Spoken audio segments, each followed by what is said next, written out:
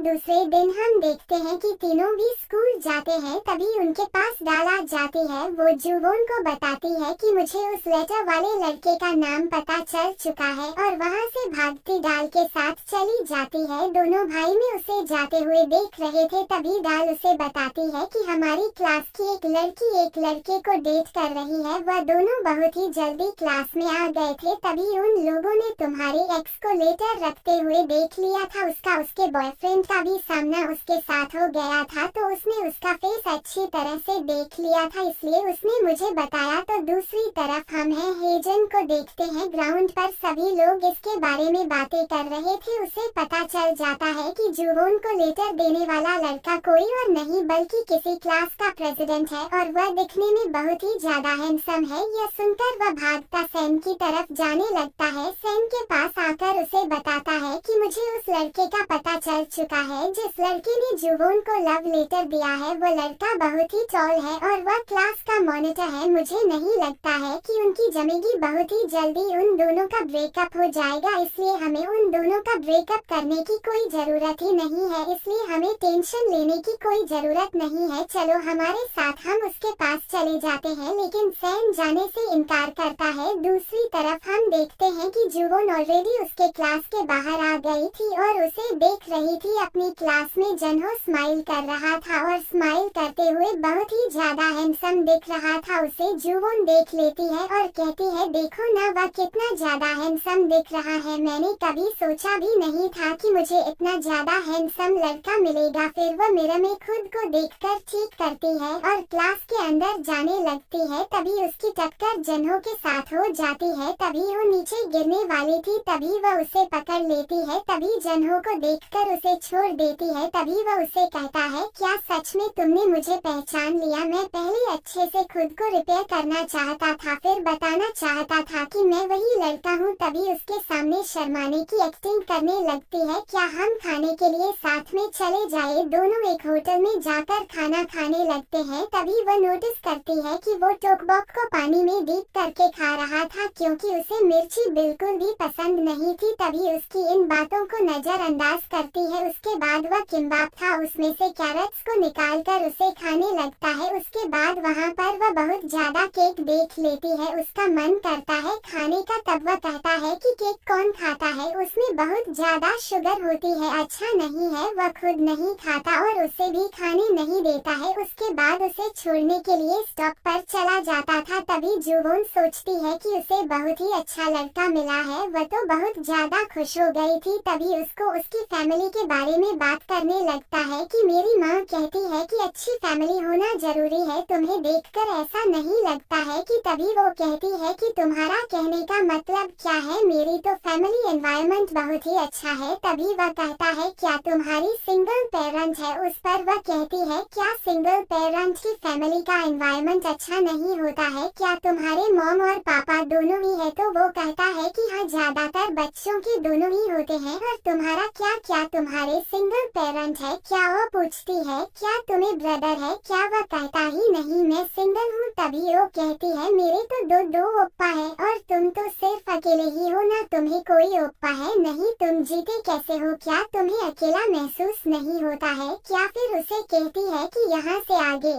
मैं चली जाऊंगी और उसे वहीं पर छोड़कर वहाँ से चली जाती है। घर आती है, देखती है यह सब खाने के लिए बैठे हुए थे। तब वो भी बैठ जाती है। तब सभी कहते हैं कि हमें लगा तो तुम बाहर से खाकर आओगी। वो कहती है, नहीं, थोड़ी सी भूख है तो मैं खा लूंगी। फिर बताने लगती है कि मुझे वह लड़का बिल्कुल भी पसंद नहीं है। वह बिल्कुल भी केक नहीं खाता है, नहीं कैरेट का खाता है। जिसको केक पसंद नहीं है, ऐसे लड़के के साथ में रहना पसंद नहीं करूंगी। सबको ये रीजन अच्छे नहीं लगते हैं। लेकिन वह कहती है कि वह बिल्कुल अच्छा नहीं है। सैम तो उसकी तरफ देख रहा था। उसे लग रहा था कि उसे ना बोलने का रीजन कोई और ही हो सकता है। दूसरे दिन हम देखते हैं कि जुवोन स्कूल में आती है। तब उसे पता चलता है कि पूरे स्कूल के लोग कह रहे थे कि जनहो ने ही उसके साथ ब्रेकअप कर लिया है। उसके फैमिली का जिस तरह से बैकग्राउंड है, इस वजह से शायद उसने उसे छोड़ होगा। तभी जुवोन उसके सामने आ जाता है। तभी सभी लड़के और लड़कियां देखने लगती है। तभी वो कहता है, हमें हमारे रिलेशन के बारे में पहले से अच्छे से सोचना चाहिए। हमें रिलेशन में आने से पहले हमें एक दूसरे का दोस्त बनना चाहिए। चाहिए। फिर वो कहती है कि बस स्टॉप वाली बात तुमने किसी को बताई तो नहीं? वह कहता है किसी को भी नहीं बताई। वह कहती है ठीक है। फिर वहाँ से वह चला जाता है। जैसे ही स्कूल खत्म होता है तब हम देखते हैं कि सैन की मदर उसे मिलने के लिए स्कूल के बाहर आ गई थी। जैसे ही सैन बाहर आता है तो उसकी मदर उसे बात करने के लिए जाती है। तभी सैन उसे देखकर पहचान लेता है और जुवोन को कहता है कि तुम यहाँ से चली जाओ, मैं बाद में आऊँगा, और साइड से चला जाता है। तभी उसकी माँ उसे बात करने के लिए उसके पीछे चली जाती है। जुवोन ने उसे पहचान नहीं लिया था लेकिन बाद में वह पहचान जाती है और वहाँ से भागती चली जाती है। उसके बाद हम देखते हैं दोनों भी माँ बेटे एक रेस्टोरेंट में बैठकर बातें कर रहे थे। तभी उसकी माँ कहती है मैंने तुम्हें कई बार कॉल की लेकिन तुमने पिक नहीं की। वो कहता है इसका मतलब यह था कि मैं आपको मिलना नहीं चाहता हूँ, फिर भी आप मुझे मिलने के लिए यहाँ पर आ गई। वो कहती है क्या तुम मुझे देखकर सरप्राइज नहीं हुए? वह कहता है इसमें सरप्राइज होने वाली कौन सी बात है, एक न एक दिन आप मेरे सामने आने वाली थी। फिर वह अपनी बेटी के बारे में बताने लगती है कि मेरी बेटी 7 साल की हो चुकी है और तुमसे मिलना चाहती है, क्या तुम उसे मिलोगे? क्या? वह कहता है कि नहीं, मैं क्यों उसे मिलूंगा, मैं उसे मिलना नहीं चाहता हूँ, न ही मैं आपसे मिलना चाहता हूँ।